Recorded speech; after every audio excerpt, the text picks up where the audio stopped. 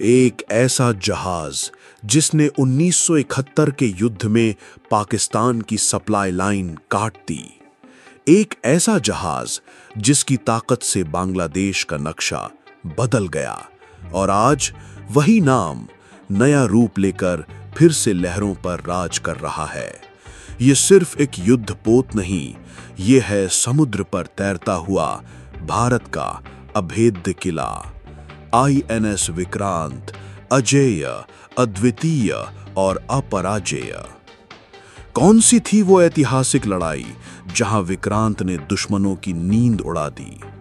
कैसा है नया विक्रांत जो भारत की समुद्री ताकत को कई गुना बढ़ा रहा है? आइए जानते हैं उस नाम की गाथा जिसे दुनिया आज भी सलाम करती है। INS विक्रांत। विक्रांत मतलब है अजय, जिसे कोई हरा न सके, और ये नाम अपने अर्थ को सच साबित कर चुका है। INS विक्रांत की कहानी 2 चैप्टर्स में बटी हुई है। पहला विक्रांत जो 1961 में इंडियन नेवी में शामिल हुआ, और दूसरा नया इंडिजिनस विक्रांत जिसे 2022 में देश को डेडिकेट किया गया। दोनों ही अपने अपने समय में हिस्टोरिक रहे हैं। चलो शुरुआत करते हैं पहले विक्रांत से। सन 1961 में इंडिया ने इस शिप को ब्रिटेन से खरीदा और इसे इंडियन नेवी का हिस्सा बनाया।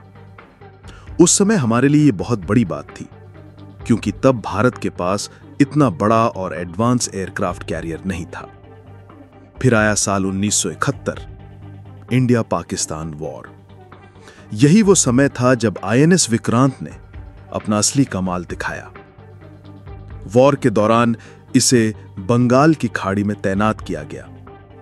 यहां से विक्रांत के फाइटर प्लेन्स ने पाकिस्तान के पोर्ट्स और बेसिस पर लगातार एयर स्ट्राइक्स किए। चिटगांव, कॉक्स बाजार और मंगला जैसे बड़े पोर्ट्स तबाह कर दिए गए। पाकिस्तान के शिप्स समुद्र में निकल ही नहीं पाए। INS विक्रांत ने पाकिस्तान की सप्लाई लाइन पूरी तरह काट दी। वॉर का रुख बदल गया और आखिरकार पाकिस्तान को सरेंडर करना पड़ा। इस जीत से बांग्लादेश का जन्म हुआ और इस पूरी कहानी में विक्रांत की भूमिका सबसे क्रूशल थी।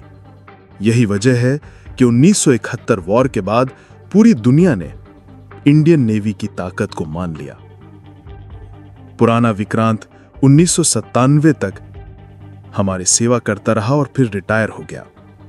बाद में इसे एक म्यूजियम के रूप में भी खोला गया, लेकिन समय के साथ उसे भी बंद करना पड़ा। लेकिन विक्रांत की यह जर्नी यहीं खत्म नहीं हुई। भारत ने ठान लिया कि अब हमें एयरक्राफ्ट कैरियर बाहर से खरीदने की जरूरत नहीं पड़ेगी, हम खुद अपना बनाएंगे। और इसी सोच से जन्म हुआ नए indigenous aircraft carrier INS Vikrant का।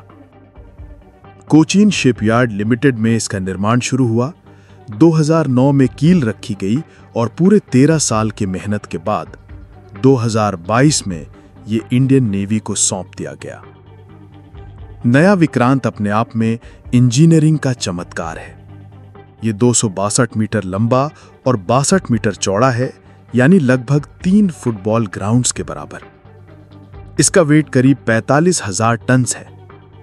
इसमें 30 से ज्यादा एयरक्राफ्ट ऑपरेट कर सकते हैं, जिनमें MiG-29K fighter jets, Kamov helicopters, Dhruv helicopters और MH-60 रोमियो जैसे मॉडर्न एयरक्राफ्ट शामिल हैं। यह शिप चलता फिरता एयरबेस है। इसमें लंबा रनवे है जहां से फाइटर प्लेन्स टेक ऑफ कर सकते हैं और लैंड कर सकते हैं। इसके अंदर state of the art radars, sensors और वेपन सिस्टम्स लगे हुए हैं।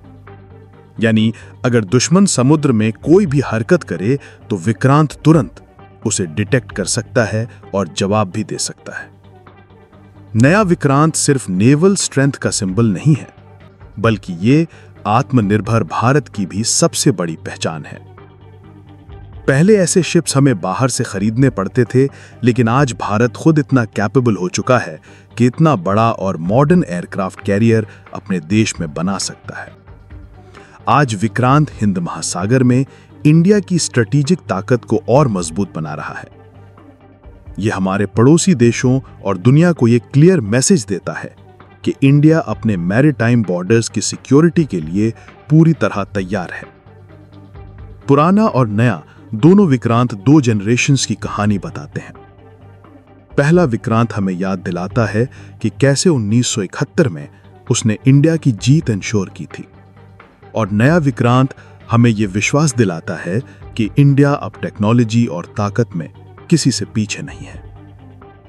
आईएनएस विक्रांत सिर्फ एक शिप नहीं है, यह हमारे सोल्जर्स के करेज का सिंबल है, यह आत्मनिर्भरता का एग्जाम्पल है, और ये हर इंडियन के प्राइड की पहचान है। आईएनएस विक्रांत, इंडिया का गौरव, इंडिया का शौर्य और इंडिया का भविष्य।